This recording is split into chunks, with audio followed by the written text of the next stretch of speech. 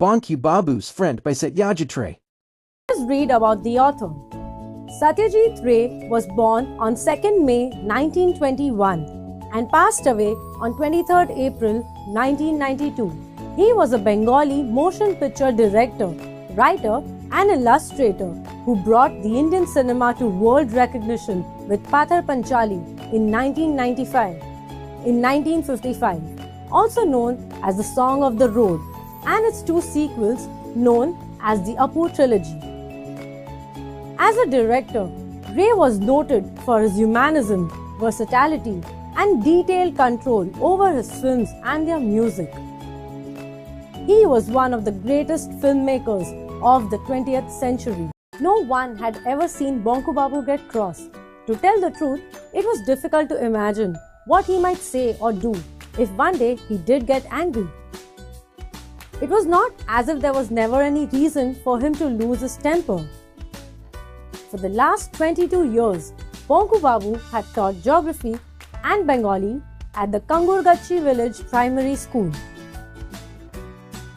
Every year, a new batch of students replaced the old one, but old or new, the tradition of teasing poor Bonku Babu continued among all the students.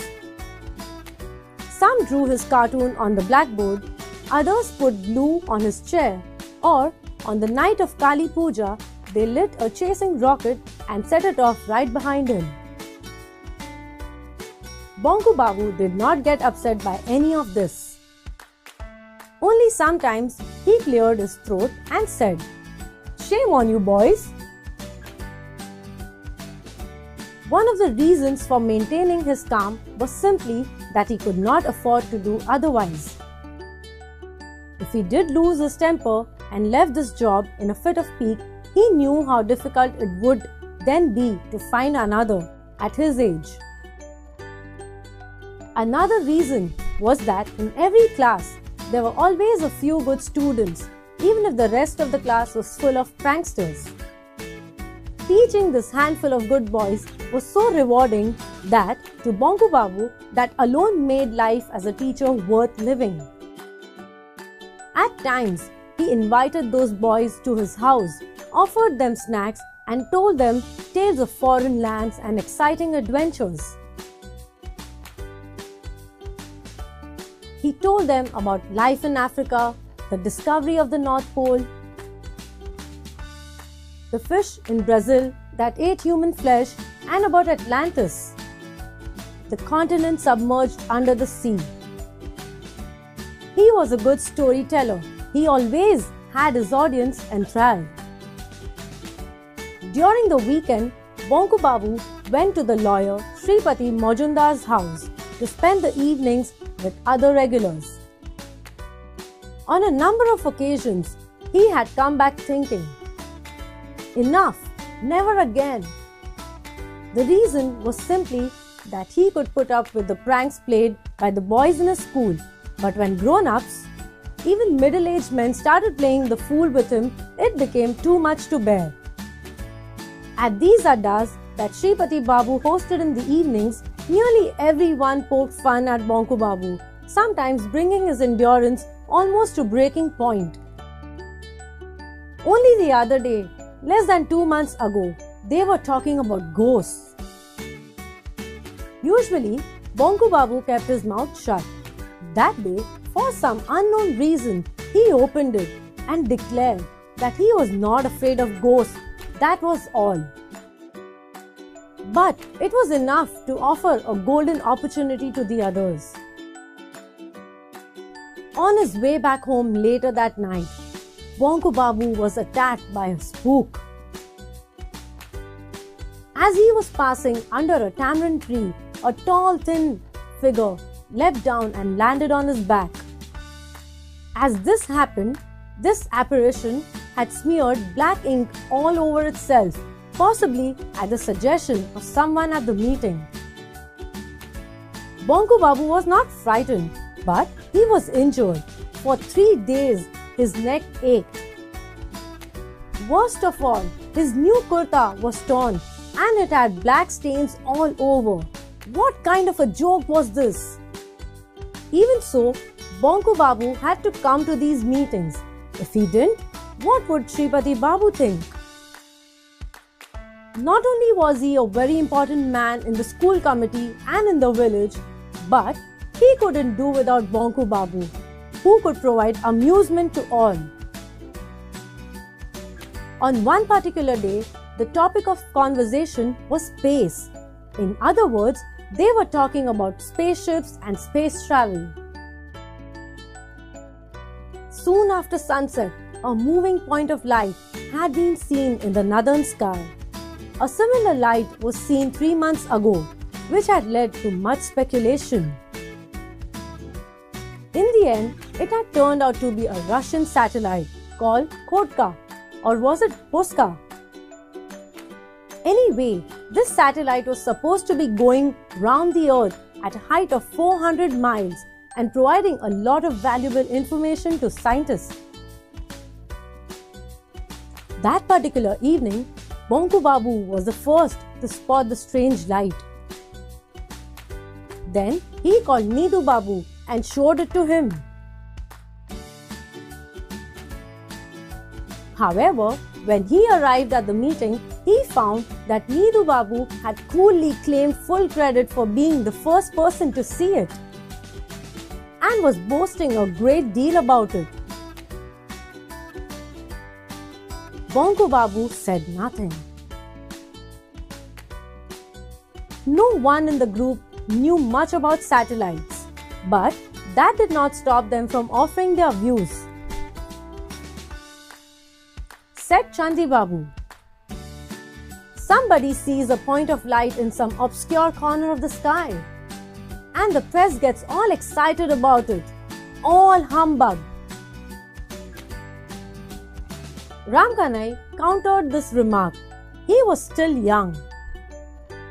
No, it may not be any of us here, but it is a human achievement, surely. And a great achievement at that. Well, you wouldn't expect a bunch of monkeys to do that, would you? Alright, said Needu Babu. Let's not talk of satellites. After all, it's just a machine going around the earth. They say, no different from a spinning top. A satellite's the same. But think of a rocket. That can't be dismissed so easily, can it? Chandi Babu wrinkled his nose. A rocket? Why? What good is a rocket? Alright, if one was made here in our country, took off from the Maidan at Calcutta, and we could all go and buy tickets to watch the show, well then, that would be nice. But you're right. Ramkanai agreed. A rocket has no meaning for us here in this village. Bhairav Chakravarti spoke next. Suppose some creature from a different planet arrived on Earth? So what? Even if it did, you and I would never be able to see it. Yes, that's true enough. Everyone turned their attention to their cups of tea. There did not seem to be anything left to be said. After a few moments of silence, Bonku Babu cleared his throat and said gently, Suppose they came here? Needu Babu feigned total amazement. Hey, Bonkum wants to say something. What did you say, Bonkum? Who's going to come here? Where from? Bonku Babu repeated his words, his tone still gentle. Suppose someone from a different planet came here? As he did so often, Bhairav Chakravarti slapped Bonku Babu's face loudly and rudely, grinned and said, Bravo! What a thing to say! Where is a creature from another planet going to land?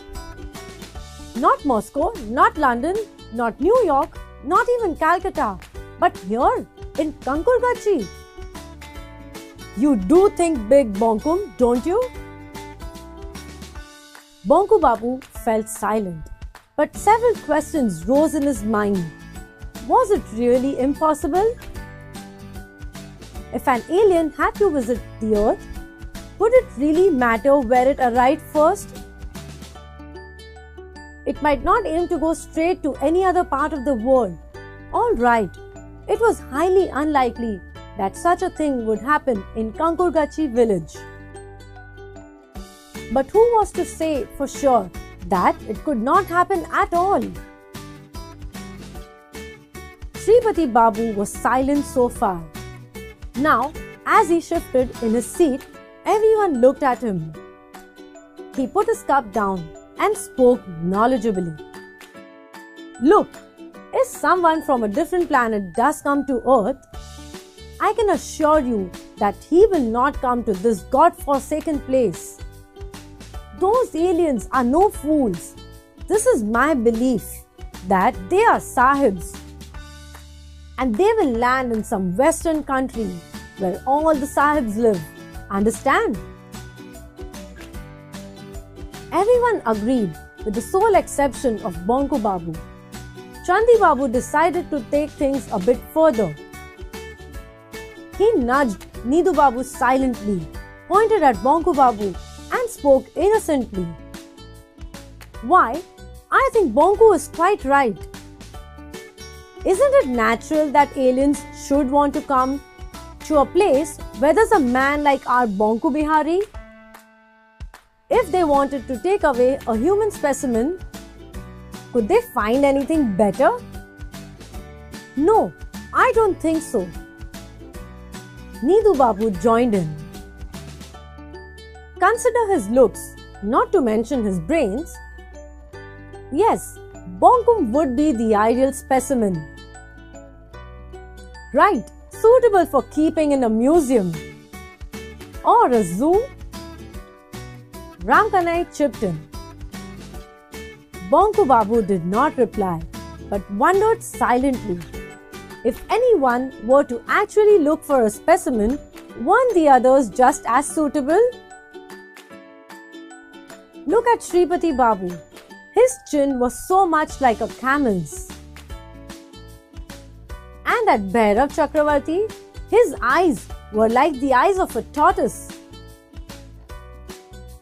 Nidu Babu looked like a rat. Ramkanai like a goat. And Chandi Babu like a flitter mouse.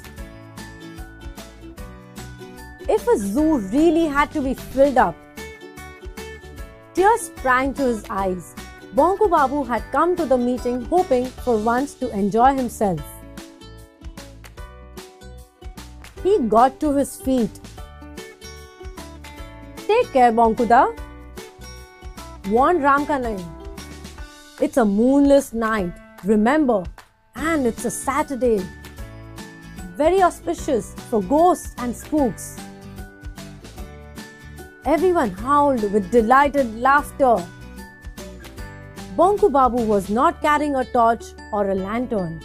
There was no need for it. It was too cold for snakes to be out and about, and he knew this way very well. Normally, not many people took this route, but it meant a shortcut for him. In the last few minutes, he had become aware of something unusual. At first, he could not put his finger to it. Somehow, things were different tonight. What was wrong? What was missing? Suddenly, he realized what it was. The crickets were silent. No one was chirping. Today, there was only an eerie silence. What had happened to all the crickets? Were they all asleep? Puzzled, Bonku Babu walked another 20 yards, and then he suddenly saw the light. At first, he thought that a fire had broken out. Bang in the middle of Poncha Ghosh's bamboo grove, in a clearing near a small pond, quite a large area was glowing pink. A dull light shone on every branch and every leaf. Down below, the ground behind the pool was lit by a much stronger pink light. But it was not a fire, for it was still. Bonku Babu kept moving. All at once, his ears began ringing. He felt as if someone was humming loudly, a long, steady noise. There was no way he could stop it. Bonku Babu broke out in goose pimples. Bonku Babu broke out into goose pimples. Goose pimples means goosebumps. But an irrepressible curiosity drove him further forward. This means uncontrollable. And he went past a cluster of bamboo stems. An object came into view. He looked, I repeat, it looked like a giant glass bowl turned upside down, covering the pond completely. It was through its translucent shade that a strong yet gentle pink light was shining out to turn the whole area radiant. He took a few steps to get a better look, but suddenly felt as if an electric current had passed through his body. In the next instant, he was rendered completely immobile. His hands and feet were tied with an invisible rope. There was no strength left in his body. He could move neither forward nor backward. A few moments later, Bonku Babu, still fixed stiffly at the same spot, saw that an object gradually stopped breathing. All at once, his ears ceased ringing and the humming stopped. A second later, a voice spoke, shattering the silence of the night. It sounded human, but was extraordinarily thin.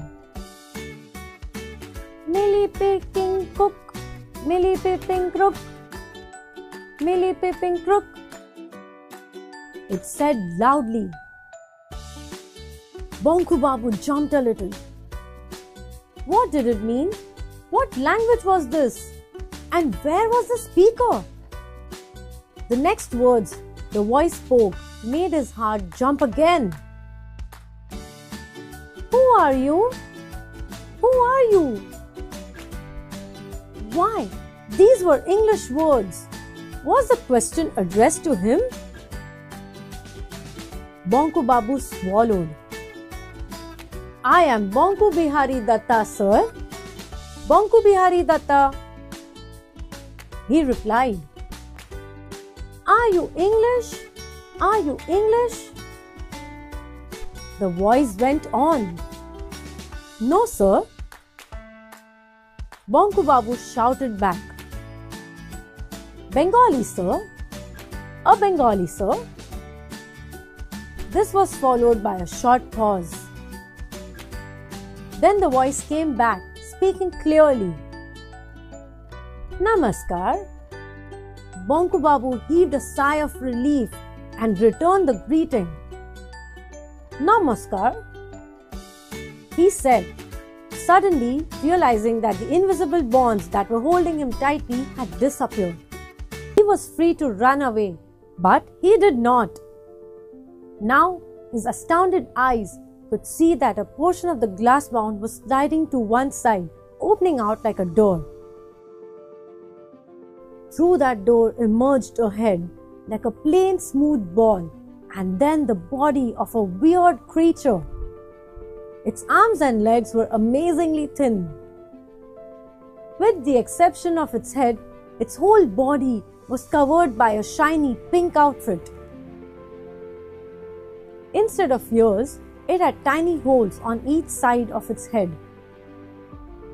On the face were two holes where there should have been a nose and another gaping hole instead of a mouth. There was no sign of hair anywhere. Its eyes were round and bright yellow. They appeared to be glowing in the dark. The creature walked slowly towards Bonku Babu and stopped only a few feet away. Then it gave him a steady, unblinking stare. Automatically, Bonku Babu found himself folding his hands. Having stared at him for nearly a minute, it spoke in the same voice, that sounded more like a flute than anything else. Are you human? Yes. Is this Earth? Yes. Ah, I thought as much. My instruments are not working properly. I was supposed to go to Pluto. I wasn't sure where I had landed, so I spoke to you first in the language they use on Pluto. When you didn't reply, I could tell I had landed on Earth. A complete waste of time and effort. It happened once before. Instead of going to Mars, I veered off and went to Jupiter. Delayed me by a whole day, it did. Ha ha ha. Bonku Babu did not know what to say. It was feeling quite uncomfortable, for the creature had reached out and was pressing Bonku Babu's arms and legs with its long bony fingers. When it finished, it introduced itself. I am Aang from the planet Cranius, a far superior being than man. What? This creature, barely 4 feet tall, with such thin limbs and weird face, was superior to man? Bonku Babu nearly burst out laughing. Aang read his mind immediately. There's no need to be so skeptical. I can prove it. How many languages do you know? Bonku Babu scratched his head. Bengali, English and Hindi. A little Hindi, I mean. You mean 2.5? Yes. I know 14,000. There isn't a single language in your solar system that I do not know. I also know 31 languages spoken on planets outside your system. I have been to 25 of them. How old are you? I am 50. I am 833. Do you eat animals? Bonku Babu had mutton curry only recently on the day of Kali Puja. How could he deny it? We stopped eating meat several centuries ago. Aang informed him. Before that, we used to eat the flesh of most creatures. I might also have eaten you. Bonku Babu swallowed hard. Take a look at this. Aang offered him a small object. It looked like a pebble. Bonku Babu touched it for an instant and felt the same electric current pass through his body. He withdrew his hand at once. Aang smiled. A little while ago, you could not move an inch. Do you know why? Only because I had this little thing in my hand. It would stop anyone from getting closer. Nothing can be more effective than this in making an enemy utterly powerless, without actually hurting him physically. Now Bonku Babu was genuinely taken aback. His mind was coming out of its stunned state. Aang said, "Is there any place that you have wished to visit? Or a scene that you have longed to see but never could?" Bonku Babu thought, why the whole world remained to be seen. He taught geography, but what had he seen except a few villages and towns in Bengal? There was so much in Bengal itself that he had never had the chance to see. The snow-capped Himalayas, the seashore in Digha, the forest in the Sundarbans, or even the famous banyan tree in the botanical gardens of Shivpur. However, he mentioned none of these thoughts to Aang. There is so much I would like to see, he finally admitted. But most of all, I think I would like to visit the North Pole. I come from a warm county You see? So, Ang took out a small tube, one end of which was covered by a piece of glass. Take a look through this. Ang invited. Bonku Babu peered through the glass and felt all his hair rise. Could this be true? Could he really believe his eyes? Before him stretched an endless expanse of snow dotted with large hillocks, also covered with ice and snow. Above him, against a deep blue sky, all the colors of a rainbow were forming different patterns, changing every second. The Aurora Borealis. What was that? An igloo? There was a group of polar bears. Wait, there was another animal, a strange, peculiar creature. Yes, it was a walrus. There were two of them, in fact, and they were fighting. Their tusks were bared, large as radishes, and they were attacking each other. Streams of bright red blood were flowing on the soft white snow. It was December, and Bonku Babu was looking at an area hidden under the layers of snow. Still, he broke out into a sweat. What about Brazil? Don't you wish to go there? Asked Ang. Bonku Babu remembered instantly. Piranhas, those deadly carnivorous fish, amazing! How did this Ang know what he would like to see? Bonku Babu peered through the tube again. He could see a dense forest. Only a little scattered sunlight had crept in through the almost impenetrable foliage. There was a huge tree, and hanging from a branch, what was that? Oh God! He could never even have imagined the size of that snake. Anaconda! The name flashed through his mind.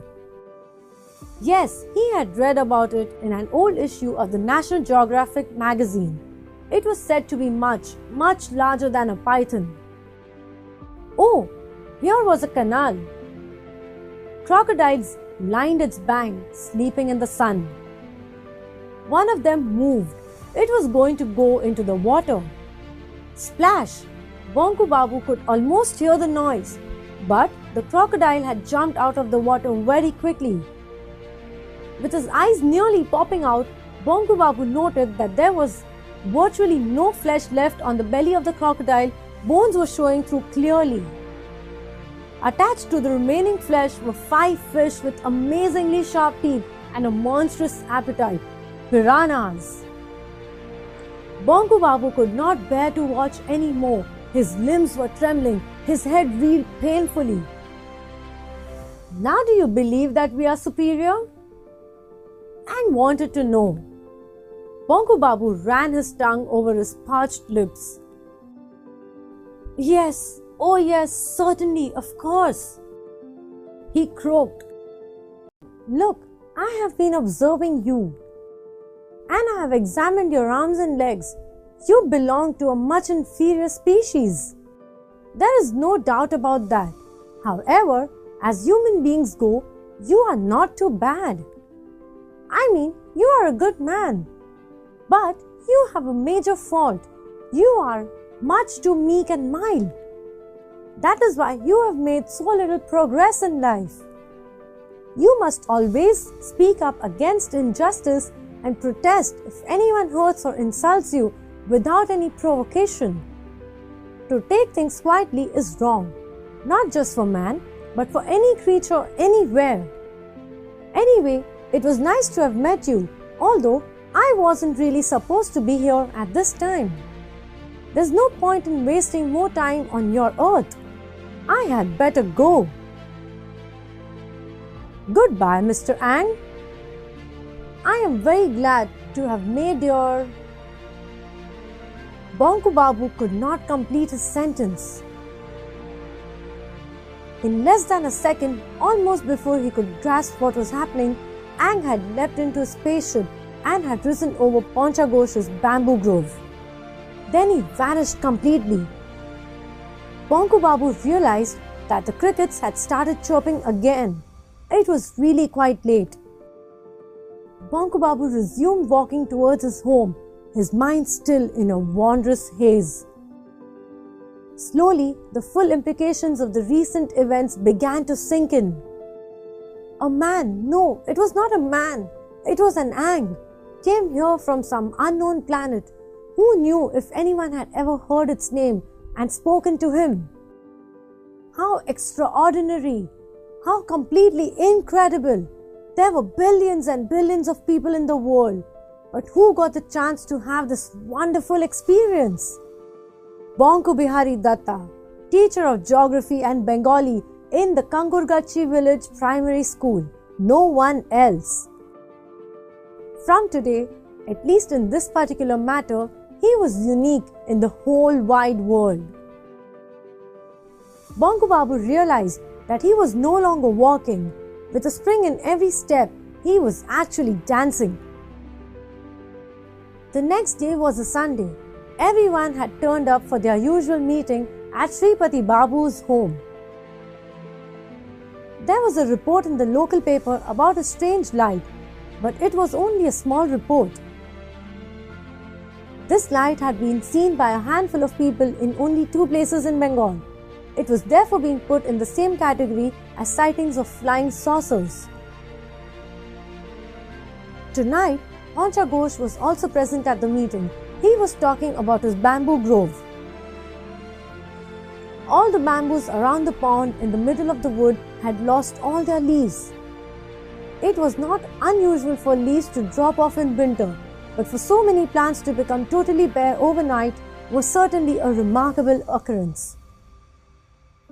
Everyone was talking about it when suddenly Bhairav Chakravarti said, "Why is Bonku so late today?" Everyone stopped talking. So far, no one had noticed Bonku Babu's absence. "I don't think Bonku will show his face here today. Didn't he get an earful yesterday when he tried to open his mouth?" said Nidu Babu. No. Shripati Babu sounded concerned. "We must have Bonku. Ramkanai, go and see if you can get hold of him." "Okay, I'll go as soon as I've had my tea," replied Ramkanai and was about to take a sip when Bonku Babu entered the room. No, to say entered would be wrong. It was as if a small hurricane swept inside in the guise of a short, dark man, throwing everyone into stunned silence. Then it swung onto action. Bonku Babu burst into a guffaw and laughed uproariously for a whole minute. Guffaw means a hearty laugh, the like of which no one had heard before, not even Bonku Babu himself. When he could finally stop, he cleared his throat and began speaking. "Friends, I have great pleasure in telling you that this is the last time you will see me at your meetings.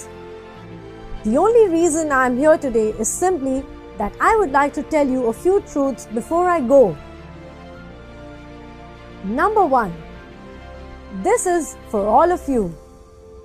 You all speak a great deal of absolute rubbish. Only idiots talk of things that they don't know anything about. Number 2. This is for Chandi Babu. At your age, hiding other people's shoes and umbrellas is not just childish, but totally stupid and wrong. Kindly return my umbrella and brown canvas shoes to my house tomorrow. Nidu Babu, if you call me Bonkum, I shall call you Nitwit, and you must learn to live with that. And Shripati Babu, you are an important person, of course. You must have chamchas, sycophants. Sycophants means flatterers. But let me tell you, from today, you can count me out. If you like, I can send my cat to you. It's quite good at licking feet. And oh, you are here as well, Poncha Babu. Let me inform you and everyone else that last night, an Aang arrived from the planet Trenius and landed on the pond in your bamboo grove. We had a long chat the Ang, was most amiable. Bonku Babu finished his speech and slapped Bhairav Chakravarti's back so hard that he choked. Then he made his exit, striding out with a bounce and a whistle, his eyes sparkling, his head held high. In the same instant, the cup fell from Ramkanai's hand, shattering to pieces and splattering hot tea on most of the others. Students, let us now have a look at the summary of the story. Bonku Babu was a timid primary school teacher in Bengal. He was bullied by everyone, right from his students to his acquaintances. During the weekends, he'd spend his evenings at the lawyer Shripati Majumdar's house. Even though Bonku Babu was mercilessly bullied by others at these gatherings, he attended them diligently. He wanted to stay in Shripati Babu's good books. One evening, the men gathered at Shripati Babu's house and spoke about a light spotted in the northern sky. They spoke of creatures from different planets and how unlikely it was that the creatures would visit a small village like theirs. Bonku Babu disagreed with them and was bullied for this too. He left Shripati Babu's house. It was dark and he didn't have a lantern. Suddenly, he realized that it was eerily quiet. Even the crickets weren't chirping that night. In a clearing in a bamboo grove, Bonku Babu noticed what looked like a giant glass bowl turned upside down with a strong pink light emanating from it. As he moved towards it, he felt his entire body rendered immobile. A thin voice spoke to him in a language he didn't understand. The voice then began speaking with him in English, followed by Hindi. He realized that he was no longer rendered immobile, but continued his conversation with the creature that emerged from the vessel. The creature named Ang explained that his instruments weren't working correctly, due to which he landed on Earth. It also proceeded to explain why it was so much more superior than human beings. It showed Bonku Babu many gadgets that were beyond anything he could have even imagined. Ang asserted that its species was far better than human beings. However, he did point out that for a human being, Bonku Babu was a good man. His only fault was that he was too timid and didn't stand up for what was right. Ang leapt back into his vessel and left. As Bonku Babu walked home, he began to realize how fortunate he was to have this experience. The next day, the Bonku Babu who went to Shripati Babu's home was a completely different man.